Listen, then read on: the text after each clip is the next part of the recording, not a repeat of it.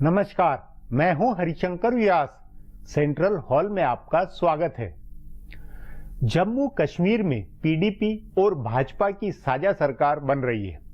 मुफ्ती मोहम्मद और भाजपा नेताओं ने एक न्यूनतम साझा प्रोग्राम बनाया है, तो सरकार में दोनों पार्टियों की भागीदारी का ब्लूप्रिंट भी बना है। ऐसी सरकार का गठन जम्मू कश्मीर का एक ऐतिहासिक मुकाम होगा। कोई संदेह नहीं है कि यह स्थिति प्रदेश के दो अंचलों के अलग अलग जनादेश की वजह से बनी। श्रीनगर घाटी ने मुफ्ती मोहम्मद की पीडीपी पार्टी को जिताया, तो जम्मू ने भाजपा को जनादेश दिया। पीडीपी के बुजुर्ग नेता मुफ्ती मोहम्मद सईद ने समझदारी दिखाई, जो कांग्रेस व नेशनल कॉन्फ्रेंस के बजाय भाजपा से बातचीत की। दो वजह है। एक तो ऐसी सरकार के बनने का क्या मतलब होता जिसमें जम्मू का प्रतिनिधित्व नहीं हो। दूसरे, केंद्र में भाजपा की सरकार जब है, तो बिना उसकी मदद के बदहाल कश्मीर में क्या विकास हो सकता है। इन दो बातों के अलावा मुफ्ती मोहम्मद ने शायद यह भी सोचा हो कि केंद्र की सत्तारूढ़ भाजपा की साझेदारी से कश्मीर समस्या का शायद कोई हल निकल आए। यूं भाजपा और नरेंद्र मोदी की राष्ट्रवादी सरकार देश की एकता अखंडता को लेकर लचीला रुख नहीं अपना सकती, मगर लीक से हटकर नए फार्मूलों पर काम संभव है। मोटे तौर पर मुफ्ती मोहम्मद पर आगे बहुत कुछ निर्भर होना है। फिलहाल गौरतलब बात दोनों पार्टियों में हुई न्यूनतम सहमतियों की है। आज इस पर चर्चा है, मगर उससे पहले गपशप और खास सुर्खियां। शुरुआत सियासी गपशप से करते हैं।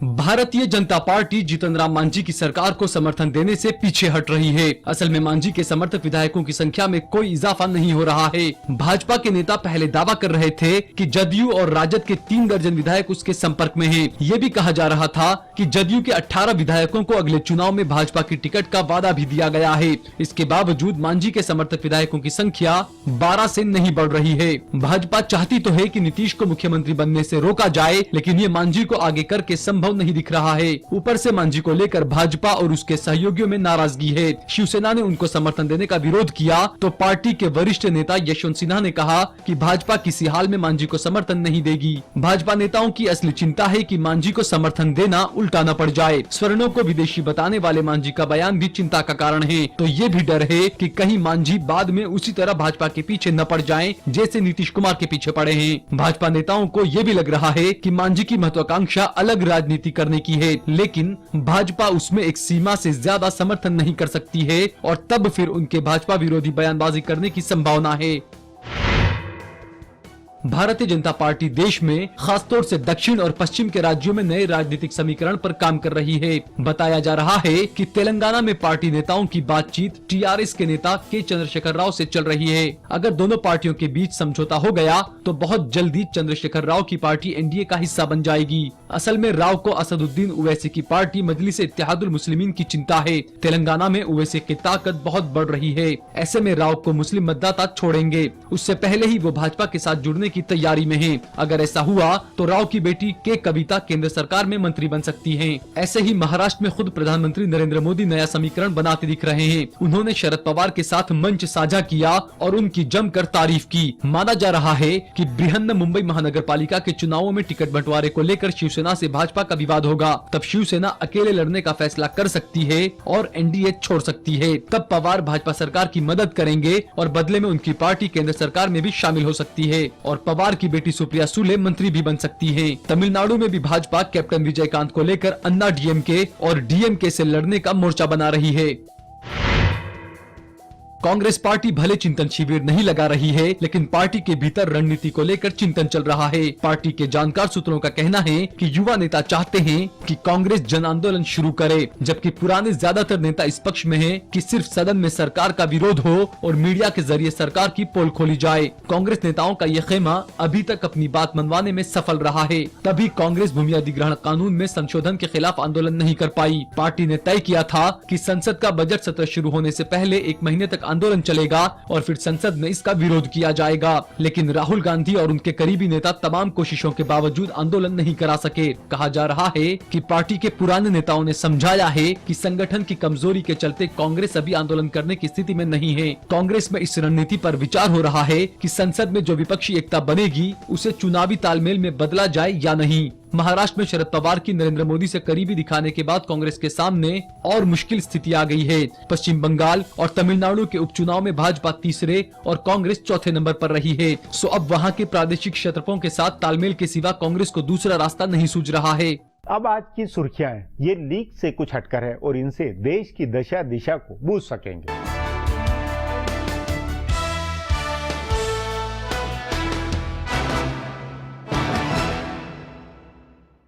प्रधानमंत्री नरेंद्र मोदी ने दो टूक अंदाज में कहा है कि उनकी सरकार धार्मिक हिंसा कतई बर्दाश्त नहीं करेगी। उन्होंने ये भी कहा कि किसी भी धार्मिक समूह को नफरत फैलाने की इजाजत नहीं दी जाएगी। हाल के दिनों में दिल्ली में कुछ चर्चों पर हुए हमले की घटनाओं पर चुप्पी तोड़ते हुए मोदी ने कहा कि किसी तरह की धार्मिक हिंसा के खिलाफ उनकी सरकार सख्त से सख्त कार्रवाई करेगी। ईसाई समूहों की ओर से आयोजित एक कार्यक्रम में प्रधानमंत्री ने कहा कि उनकी सरकार सभी धर्मों को समान रूप से सम्मान देती है। उन्होंने कहा कि उनकी सरकार ये सुनिश्चित करेगी कि आस्था की पूरी स्वतंत्रता हो, साथ ही ये भी सुनिश्चित करेगी कि जोर जबरदस्ती या अनुचित प्रभाव के बिना हर किसी को अपनी पसंद के धर्म पर कायम रहने या अपनाने का निर्विवाद अधिकार हो। मोदी ने कहा कि उनकी सरकार अल्पसंख्यक या बहुसंख्यक से ताल्लुक रखने वाले किसी भी धार्मिक समूह को दूसरों के खिलाफ प्रत्यक्ष या परोक्ष रूप से नफरत फैलाने की इजाजत नहीं देगी।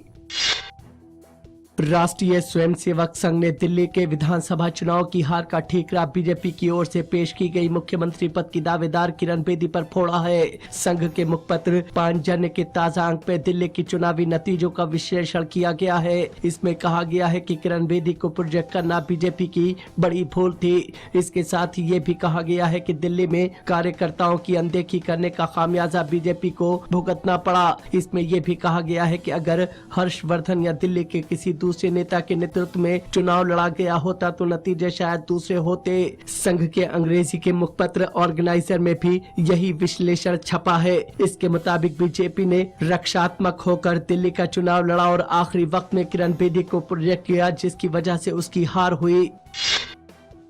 भारतीय जनता पार्टी ने बिहार के सियासी घटनाक्रम से दूरी बना ली है। प्रदेश में पार्टी के सबसे बड़े नेता सुशील कुमार मोदी ने कहा है कि बिहार में समय से ही चुनाव होंगे और बीजेपी तब तक विपक्ष में बैठने को तैयार है। मोदी के इस बयान को मुख्यमंत्री जीतन राम मांझी के लिए बड़ा झटका माना जा रहा है। मांझी बीजेपी विधायकों के दम पर 20 फरवरी को विधानसभा में बहुमत साबित करने का दावा कर रहे थे, लेकिन बताया जा रहा है कि बीजेपी और संघ के वरिष्ठ पदाधिकारियों का मानना है कि बिहार में चुनावी साल चल रहा है और इस समय जनता दल यू के अंदरूनी विवाद में टांग अड़ाने का पार्टी को नुकसान हो सकता है। बीजेपी आधिकारिक रूप से इस बारे में कल फैसला कर सकती है। कल बीजेपी विधायक दल की बैठक होने वाली है।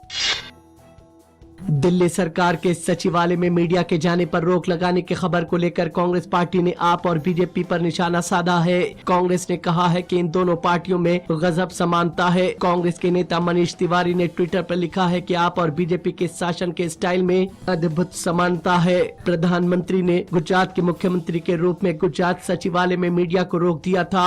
आपने अपने दोनों कार्यकाल में उनको फॉलो किया। प्रिंट और इलेक्ट्रॉनिक मीडिया दोनों के पत्रकारों को सोमवार को दिल्ली सचिवालय में घुसने की इजाजत नहीं दी गई। गौरतलब है कि केजरीवाल के नेतृत्व वाली आम आदमी पार्टी की सरकार के कामकाज का कल पहला दिन था। दिल्ली सचिवालय में पत्रकारों को नहीं जाने देने पर मीडिया ने कल दिल्ली के उप मुख्यमंत्री मनीष सिसोदिया की प्रेस कॉन्फ्रेंस का बहिष्कार किया था। मध्य प्रदेश की पूर्व मुख्यमंत्री और केंद्रीय जल संसाधन मंत्री उमा भारती ने मध्य प्रदेश के व्यापम घोटाले पर कुछ भी फिलहाल बोलने से इनकार कर दिया है। उन्होंने कहा है कि वो बाद में विस्तार से प्रेस बयान जारी करके अपना पक्ष रखेंगे। गौरतलब है कि कांग्रेसी नेताओं ने कल एक प्रेस कॉन्फ्रेंस करके आरोप लगाया था कि इस घोटाले में जानबूझकर उमा भारती का नाम बढ़ा चढ़ाकर दिखाया गया है। सुप्रीम कोर्ट के वरिष्ठ वकील KTS तुलसी और विवेक तनखा ने कांग्रेस महासचिव दिग्विजय सिंह, पूर्व केंद्रीय मंत्री मुख्यमंत्री कमलनाथ और ज्योतिरादित्य सिंधिया के साथ कल संवाददाताओं के सामने दावा किया था कि मूल एक्सेल शीट में उमा भारती के नाम का जिक्र 10 बार किया गया था, लेकिन एक्सेल शीट से छेड़छाड़ कर उसे 17 बार कर दिया गया। इन नेताओं का मुख्यमंत्री शिवराज सिंह चौहान पर यह भी आरोप था कि राजनीतिक पत्ते और उमा भारती की छवि खराब करने के लिए ऐसा करवाया गया। फिलहाल अब एक ब्रेक है, फिर खुलासा होगा।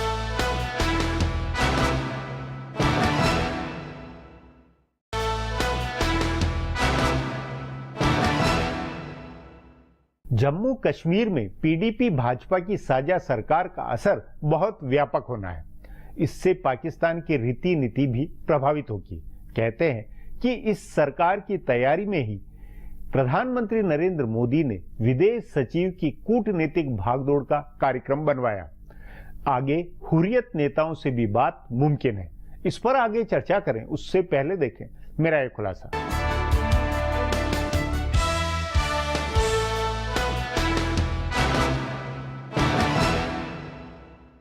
जम्मू और कश्मीर में लोकप्रिय सरकार बनने का रास्ता कुछ साफ हुआ है। सरकार बनाने के लिए बातचीत कर रहे पीडीपी और भाजपा के नेता साझा सहमति पर लगभग पहुंच गए हैं। सिर्फ 2 मुद्दों को लेकर अड़चन है। पीडीपी चाहती है कि भाजपा इस बात का वादा करे कि उनके नेता अनुच्छेद 370 को हटाने या उस पर बहस कराने की मांग नहीं करेंगे। दूसरा, सशस्त्र बल विशेषाधिकार कानून को चरणबद्ध तरीके से हटाया जाए। इन दोनों बातों पर प्रधानमंत्री नरेंद्र मोदी और पीडीपी के संरक्षक मुफ्ती मोहम्मद सईद को सहमति बनानी है। बाकी दोनों पार्टियों के बीच सरकार बनाने की रूपरेखा तैयार है और 25 बिंदुओं का साझा न्यूनतम कार्यक्रम भी तैयार है, जिसके मुताबिक सरकार चलनी है। चूँकि ये साझा न्यूनतम कार्यक्रम सार्वजनिक किया जाएगा, इसीलिए दोनों पार्टियों में कोई भी अपने घोषित स्टैंड से पीछे नहीं हटा है। तभी इसे तैयार करने में इतना ज्यादा समय लगा। पर ये स्पष्ट है कि दोनों पार्टियां साफ नीयत से सरकार बनाने की दिशा में बढ़ रही है। पीडीपी के नेता चाहते थे कि भारत किसी तरह पाकिस्तान से बातचीत शुरू करे, चाहे उसकी वजह से हो या अपनी कूटनीतिक जरूरत के कारण हो या अमेरिका के दखल देने से हो, लेकिन पाकिस्तान के साथ फिर से बातचीत शुरू होने वाली है। असल में जम्मू कश्मीर का इस बार का जनादेश ऐसा है कि पीडीपी और भाजपा ही मिलकर सरकार बनाएंगे तो वो पूरे राज्य का प्रतिनिधित्व करने वाली सरकार होगी। इसका कारण ये है कि भाजपा की सभी 25 सीटें जम्मू इलाके से मिली है। अगर वो सरकार का हिस्सा नहीं होगी तो जम्मू का प्रतिनिधित्व नहीं होगा, फिर वो सरकार सिर्फ कश्मीर घाटी की होगी। तभी मुफ्ती मोहम्मद सईद और उनकी बेटी महबूबा मुफ्ती ने कांग्रेस और नेशनल कॉन्फ्रेंस के प्रस्ताव पर विचार नहीं किया। पीडीपी और भाजपा के बीच साझा सरकार बनाने की सहमति के कई संकेत मिल चुके हैं। राज्यसभा का चुनाव दोनों पार्टियों ने साथ मिलकर लड़ा और आजादी के बाद पहली बार भाजपा वहां से राज्यसभा की एक सीट जीतने में कामयाब रही। इसी तरह दोनों पार्टियां विधान परिषद के चुनाव भी साथ मिलकर लड़ रही हैं। सो दोनों पार्टियों के नेता साथ मिलकर काम करने लगे हैं। जम्मू कश्मीर में पीडीपी को हार्ड लाइन वाली पार्टी माना जाता है। इसी तरह भाजपा भी घोषित राष्ट्र पार्टी है जो कश्मीर को लेकर कोई समझौता नहीं करने का रुख रखती है। फिर भी जब अटल बिहारी वाजपेयी प्रधानमंत्री थे तब राज्य के उस समय के मुख्यमंत्री मुफ्ती मोहम्मद सईद से उनके बहुत अच्छे कामकाजी संबंध थे। उन्होंने इंसानियत के साथ कश्मीर समस्या का समाधान निकालने की पहल की थी। आज भी कश्मीर में लोग वाजपेयी को याद करते हैं। तभी प्रधानमंत्री नरेंद्र मोदी ने अपने चुनावी भाषण में बार बार वाजपेयी का जिक्र किया और इंसानियत के साथ कश्मीरियत को बचाए रखने की बात कही। इससे ऐसा लगता है कि कश्मीर को भारत का अभिन्न अंग मानते हुए कश्मीर समस्या को सुलझाने की पहल हो सकती है। जम्मू कश्मीर में इस बार रिकॉर्ड संख्या में लोगों ने वोट डाले हैं। इससे लोकतंत्र और भारत के प्रति उनकी आशंकाएं कम होने के संकेत मिले हैं। पीडीपी और भाजपा की साझा सरकार चाहे तो अलगाववादियों से भी बात कर सकती है और भारत की घोषित नीतियों के दायरे में ही इस समस्या का समाधान निकालने की कोशिश कर सकती है। अब एक ब्रेक है, उसके बाद जम्मू कश्मीर में सरकार की संभावना पर चर्चा करेंगे।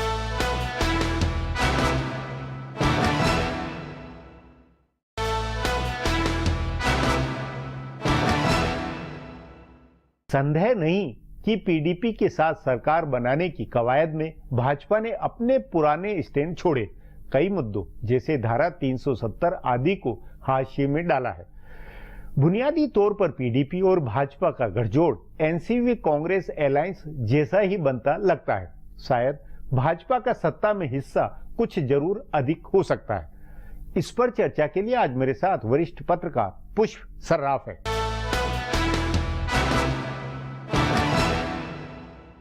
पुष्प जी, जम्मू कश्मीर के अंदर पीडीपी भाजपा की सरकार बनती हुई लगती है, ये अरसे से महसूस हो रहा है, बातचीत हो रही चल रही, फिर भी मतलब इतना समय लग रहा है, क्यों? बनना जब है ही है तो क्यों नहीं जल्दी हो जाता? ये बड़ी इस वक्त हास्यास्पद स्थिति है कि दोनों पार्टियां इतना वक्त लगा रही हैं, दोनों पार्टियां साथ साथ कदम से कदम मिला के चल रही हैं। उनका जो पब्लिक प्रोफाइल ये है कि हमारा कुछ मुद्दों पे अभी समझौता होना बाकी है। हाँ। पर हकीकत ये है कि जैसे राज्यसभा के चुनाव हुए 7 फरवरी को राज्य में, तो दोनों ने मिलकर लड़े और 4 में से 3 सीटें जीत ली उन्होंने। और जो लेजिस्लेटिव काउंसिल जम्मू कश्मीर में दोनों हैं हाउसेस, लेजिस्लेटिव काउंसिल और लेजिस्लेटिव असेंबली। लेजिस्लेटिव काउंसिल के चुनाव अब 2 मार्च को हैं 16 सीटों के लिए, तो उसमें भी दोनों पार्टियां मिलकर कर रही हैं। तो इसलिए ये जो देरी हो रही है इसका कोई मतलब लगता नहीं है। वो दोनों को शुरू में जरूर एक दिक्कत आ रही थी कि दोनों अलग अलग हिस्सों से उनका बहुमत आया है राज्य की विधानसभा में। जैसा सब सर्वविदित है कि पीडीपी ने कश्मीर घाटी में किया ज्यादा और बीजेपी ने तो सिर्फ जम्मू क्षेत्र से ही सीटें ली है, अभी की ली काफी है। तो शुरू में दोनों को जरूर दिक्कत आई होगी कि अपने अपने वोटरों को कैसे समझाना है कि हम इकट्ठे चल रहे हैं, क्योंकि दोनों ने एक दूसरे के खिलाफ भी खूब प्रचार किया है, खूब बोला है। खुद प्रधानमंत्री ने पीडीपी का मजाक उड़ाया था और पीडीपी ने उस मामले में भाषा में काफी संयम रखा है। पर फिर भी उनको भी दिक्कत थी। लेकिन आपके तौर पे अभी जो समझौता हुआ, जो मोटे मोटा जो खाका बना, उसमें क्या किस अहम बात के ऊपर पीडीपी झुकी है या पीडीपी ने कंप्रोमाइज किया और बीजेपी किस पे झुकी है, क्या हुआ? जहां तक पहले बीजेपी की बात कर लेते हैं। जहां तक बीजेपी की बात है, उन्होंने अपने जो प्रिय मुद्दे थे उनके, जैसे धारा 370 भारतीय संविधान की कि इसको हटाना चाहिए, उस पर अब जोर नहीं दे रहे हैं। उनका एक बात पे जोर हो सकता है अभी की, जो वेस्ट पाकिस्तान से रिफ्यूजीज आए थे शरणार्थी 1947 में, उनको राज्य के में भी विधानसभा के लिए वोटिंग राइट मिले और उनको स्टेट सब्जेक्ट की तरह ट्रीट किया जाए। स्टेट सब्जेक्ट एक टेक्निकल टर्म है, जैसा सभी जानते हैं जम्मू कश्मीर का संविधान अलग है, उसके अंतर्गत। तो मतलब एक वो ये कि जो रिफ्यूजी आए थे उनको अपना नागरिक, उनको देश का नागरिक तो माना जाता है, पर जम्मू कश्मीर का नहीं माना जाता, वो माना जाए। ये एक मुद्दा है जो अगर बीजेपी के पक्ष में होता हुआ लगता है। नहीं, बीजेपी के पक्ष में होता हुआ कहना तो भी मुश्किल है, क्योंकि अभी तो लग रहा है कि दोनों पार्टियां सहमत हैं, पर कल कुछ भी हो सकता है जिससे फिर सहमति इनकी सामने आ जाए। देखिए 23 दिसंबर के पीडीपी की तरफ से किस मामले में, जैसे ये कि वो जो आर्म्ड एक्ट है, अफसा है, उसका क्या कुछ होता हुआ लगता है? पीडीपी का यही है कि आर्म्ड फोर्सेस जो स्पेशल पावर एक्ट है उसको हटाया जाए जितनी देर पर। वो भी सुना है, मेरे ख्याल वो भी तैयार हो जाएंगे, अभी 1 साल बाद करिए, 1 साल के। और वैसे भी जो मतलब दोनों पक्षों ने लचीलापन दिखाया है, लचीलापन बहुत दिखाया, और दोनों जानते भी हैं कि एक दूसरे के बगैर सरकार नहीं बन सकती। दोनों ये भी जानते हैं कि अगर उन्होंने सरकार नहीं बनाई तो पब्लिक की नजर में दोनों का मजाक उड़ेगा और नेशनल कॉन्फ्रेंस और कांग्रेस जो है स्थिति का भरपूर फायदा उठा सकते हैं। यहाँ सवाल ये कि मुफ्ती मोहम्मद को जब कांग्रेस और नेशनल कॉन्फ्रेंस दोनों ने सपोर्ट दिया हुआ था, तो बावजूद उसके वो बीजेपी के साथ क्यों कर जा रहे हैं, और ये कैसे हुआ?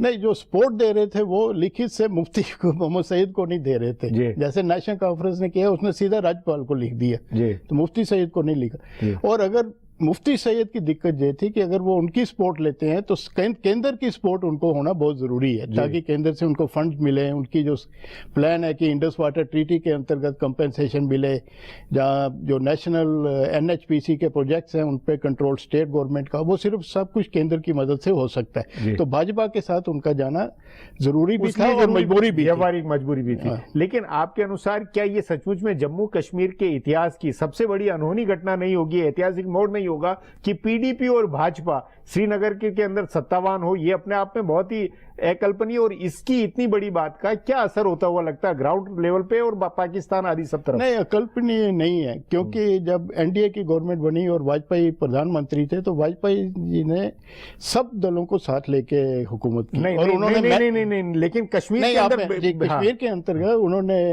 नेशनल कॉन्फ्रेंस उनकी गवर्नमेंट का हिस्सा थी, पर पीडीपी जो थी वो उस वक्त सत्ता में थी राज्य में। और मुफ्ती सैयद और वाजपेयी ने इकट्ठे मीटिंग की। नहीं, वो इकट्ठी की हो, लेकिन बीजेपी के मंत्री नहीं बने कभी। नहीं, उस वक्त नहीं मंत्री हाँ, बने, पर वो चले साथ ही। बीजेपी के मंत्री आज तक कभी उनका श्रीनगर तो में नहीं बने, नहीं, ये पहली बार। वो नेशनल डेमोक्रेटिक अलायंस का हिस्सा भी नहीं बने हाँ, उस वक्त भी। हाँ, वो तो सही है, नहीं तो ये पर ये अकल्पनीय ये भी है, तो अकल्पनीय ये भी है कि नेशनल कॉन्फ्रेंस और भाजपा में भी हाँ। जब वो नेशनल वो कॉन्फ्रेंस और दिल्ली पे जनसंघ हुआ, थे, वो दिल्ली में हुआ जब था। प्रजा परिषद थे, वो स्थानीय स्तर पे भी, और उनमें भी बड़ी तनातनी रही थी। हाँ। और नेशनल कॉन्फ्रेंस ने भी काफी बातें सुनी हैं। उस नाते जम्मू क्षेत्र की जो है आबादी, और उसमें भाजपा का सत्ता में आना, क्या सचमुच में वहां के लोग एम्पावर महसूस करेंगे? क्या इसका जमीनी असर क्या होगा? जमीनी असर अगर सिर्फ आप जम्मू क्षेत्र के संदर्भ में जानना चाहते हैं तो वो तभी कुछ हो पाएगा अगर भाजपा के नेता सत्ता में आते हैं और जो उनके मंत्री बनते हैं वो क्या काम करते हैं। नहीं, क्योंकि तो अगर मंत्रियों की संख्या में कुछ तो ये कहा जाता है कि भाजपा के ज्यादा मंत्री हो रहे हैं। डिप्टी चीफ मिनिस्टर होगा। हाँ। वो तो क्लियरली हाँ, भाजपा का जम्मू से होगा। और हाँ। वो इस भाजपा, क्योंकि नहीं, आपके अनुसार मुफ्ती मोहम्मद और पीडीपी क्या भाजपा के मंत्रियों को, उप मुख्यमंत्री को पावर देते हुए काम करने देने की स्थिति उसमें जो मुफ्ती सैयद का पहला भी रिकॉर्ड रहा है, जब वो पहले भी सत्ता में रहे, कांग्रेस उनके साथ थी, उन्होंने अपनी मंत्रियों को काफी स्वतंत्रता दी हुई थी। कांग्रेस के मंत्री भी खुश थे। इस चक्कर में उनका नुकसान भी कांग्रेस का काफी हुआ, क्योंकि जम्मू में उन्होंने काफी अपनी मनमानी से काम किया, जिससे लोग उनसे रुष्ट ही हुए। तो उसमें मुफ्ती को कोई नुकसान नहीं है कि वो भाजपा को भी। उस नाते मुफ्ती के नेतृत्व में सरकार अच्छी पूरी, मतलब ये कायदे से चलती हुई बनती जहाँ तक व्यक्तिगत संबंधों का ताल्लुक होगा मंत्रियों और मुख्यमंत्री के बीच और मुफ्ती और उनके साथियों के बीच, वो बड़ा सही रहेगा।